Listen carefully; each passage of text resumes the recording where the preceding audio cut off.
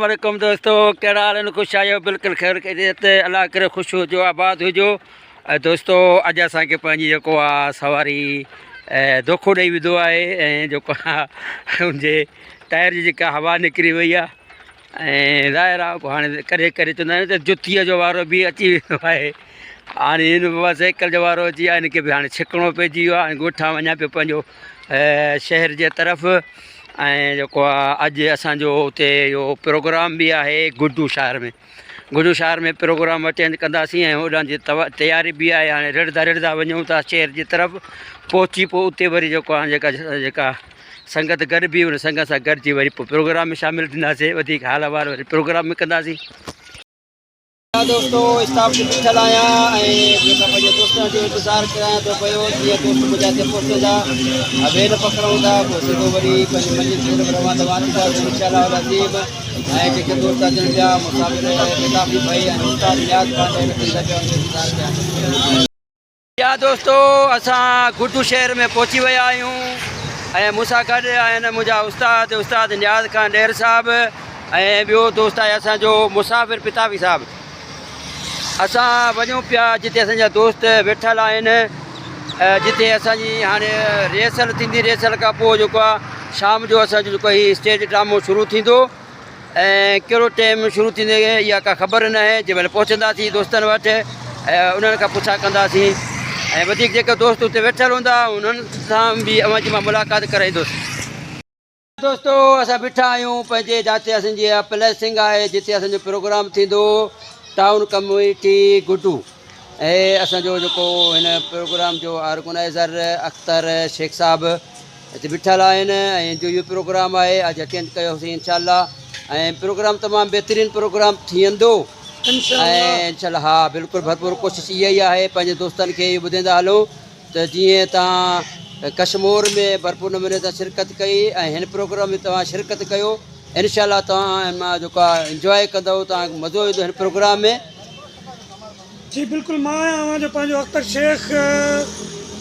दोस्तों जीअं त अॼु असां 6 मार्च ते हिते टाउन कमेटी गुड्डू में हिकिड़ो ड्रामो करे आया जंहिंजो नालो आहे सजण सफ़र हलिया, जंहिंजो कहाणीकार आहे सिंध जो तमामु बहितरीनु राइटर डायरेक्टर उफ़क़ बशीर चंदा ऐं हिन ड्रामे जो डायरेक्टर मां पाण आहियां। जंहिंमें असांजा कैमरान मेन बीठो आहे असदुल्ला मलिक जेको तमामु सुठो कैमरामैन आहे ऐं असांजे जेकी ड्रामे जी कास्ट आहे उन में तमामु वॾा वॾा एक्टर अची रहिया आहिनि। जीअं सतार काज़ी थी वियो, साईं मूसा पिताफ़ी थी वियो या साईं इलाही बख़्श खान थी वियो, अब्दुल फ़ताह थी वियो, मां पाण मज़र शेख कमु करे रहिया आहे। ऐं वॾी ख़ुशी जी ॻाल्हि इहा त असां सां सिंध जो लीजेंड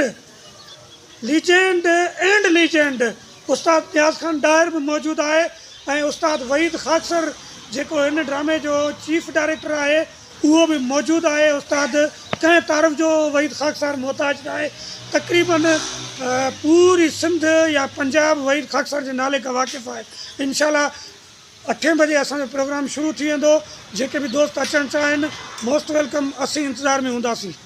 जी हा दोस्तों ॾिसो पिया त हीअ जेका पंहिंजी मदद पाण पिया कमु करनि ऐं असांजे जेके मशहूरु ऐं मरूफ़ अदाकार रहिया आहिनि, डायरेक्टर रहिया आहिनि, राइटर रहिया आहिनि, उस्ताद वहीद ख़ाकसर साहिबु ॾिसो पिया हीअ पाण कुर्सियूं वग़ैरह लॻाइनि पिया।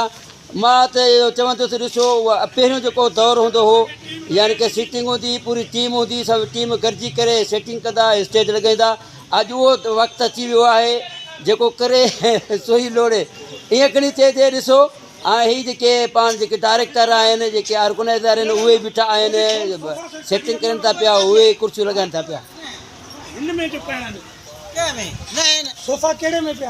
साईं अस्सलाम वालेकुम।